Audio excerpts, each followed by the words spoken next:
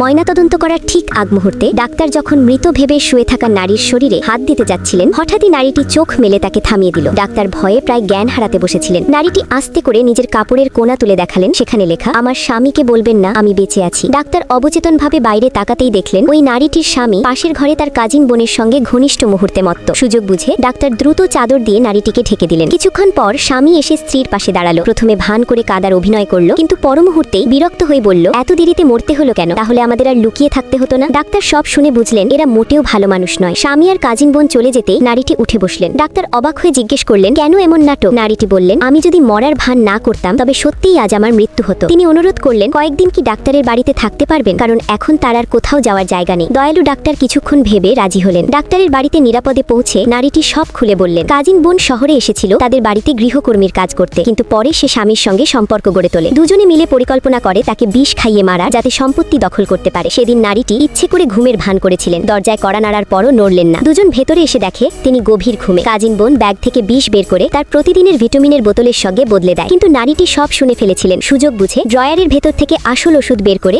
আবার বদলে দেন। পরে যখন তারা ভান করে ওষুধ খাওয়াতে আসে, তিনি সেটি খেয়ে যন্ত্রণার অভিনয় করে অজ্ঞান হয়ে যান। দুজন ভেবেছিল পরিকল্পনা সফল হয়েছে। এভাবেই শুরু হয় তার মৃত্যুর নাটক। ডাক্তারের সহায়তায় তিনি প্রমাণ সংগ্রহ করতে থাকেন। কয়েকদিন পর ভেতরেই ফাটল ধরে ষড়যন্ত্রে। কাজিন বোন টাকা নিয়ে পালাতে গেলে স্বামী তাকে ধরে ফেলে। স্বামী একটি ভিডিও দেখায় যেখানে কাজিন বোনকে ঘরে টাকা চুরি করতে দেখা যায়। কাজিন বোন হতভম্ব। ভিডিও কে তুলল? ঠিক তখনই মৃত নারীটি সামনে এসে দাঁড়ান। দুজন ভয়ে কাঁপতে থাকে, যেন ভূত দেখেছে। তিনি জানান সবই ছিল অভিনয়। সেই ভিডিও তিনি আর ডাক্তারই গোপনে ক্যামেরা বসিয়ে ধারণ করেছেন। এরপর ডাক্তার এগিয়ে এলে কাজিন বোন আরো অবাক হয়ে যায়, কারণ এই ডাক্তারই তার বহু বছর আগের প্রেমিক, যাকে সে গরিব বলে ছেড়ে দিয়েছিল। শেষে নারীটি দৃঢ় কণ্ঠে বলে, আমার সম্পত্তির 1 টাকাও তোমরা পাবে না। সব প্রমাণ পুলিশের হাতে তুলে দিয়েছি। এখন তোমাদের বিচার আইনের হাতে।